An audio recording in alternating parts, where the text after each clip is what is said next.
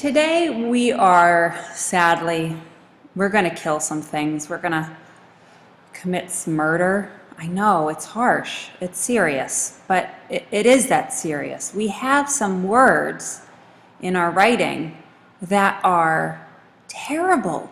Everyone uses them. Everyone is sounding exactly the same in their essays. And when people sound the same in their essays, you don't sound original, you don't stand out, you sound generic, you sound commonplace, you sound boring. So there's a list of overused words, what I like to call RIP words, that we need to kill and eliminate from our writing and bury and just never, ever use again. So here's our list of RIP words, sad face, that we're killing. First is big.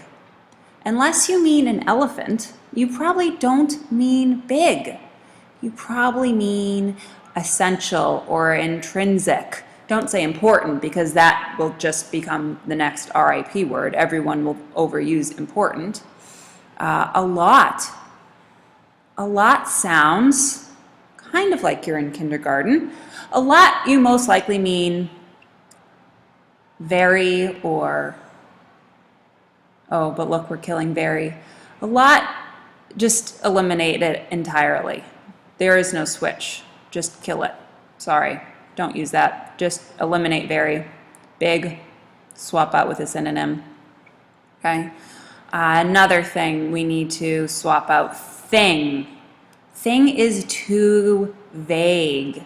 You need to define it. You need to be specific, whether it is an event or an idea or a trend. You have to specifically define what thing is.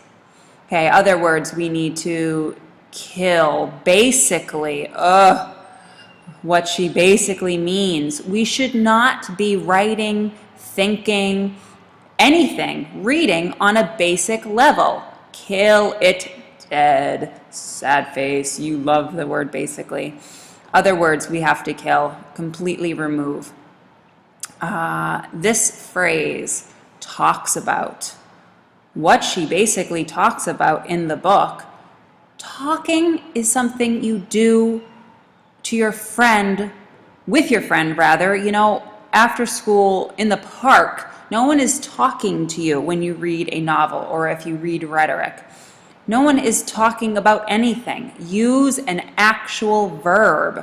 Whatever those fancy verbs that we have are, use one of those instead. Fancy.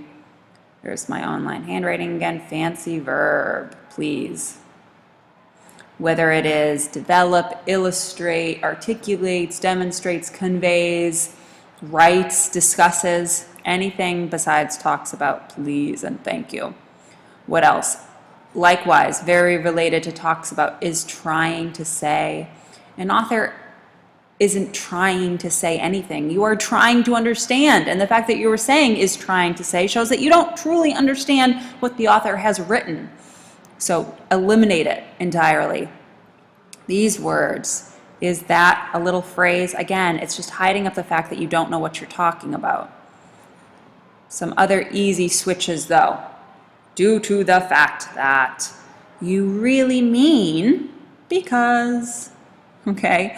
Never use 1, 2, 3, 4, 5 little words when one word will do.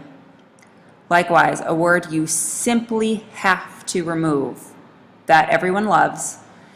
In conclusion.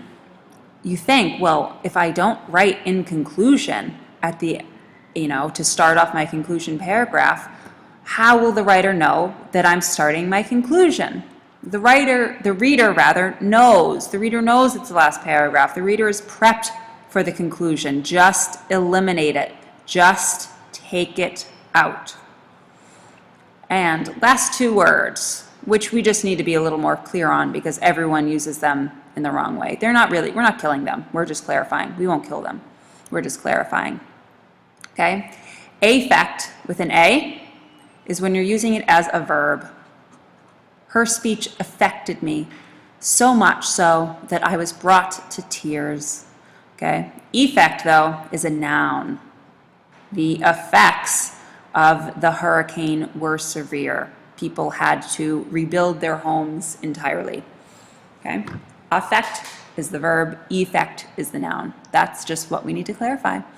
So say a little song, maybe sing a dirge for the words if you need to, but they're dead.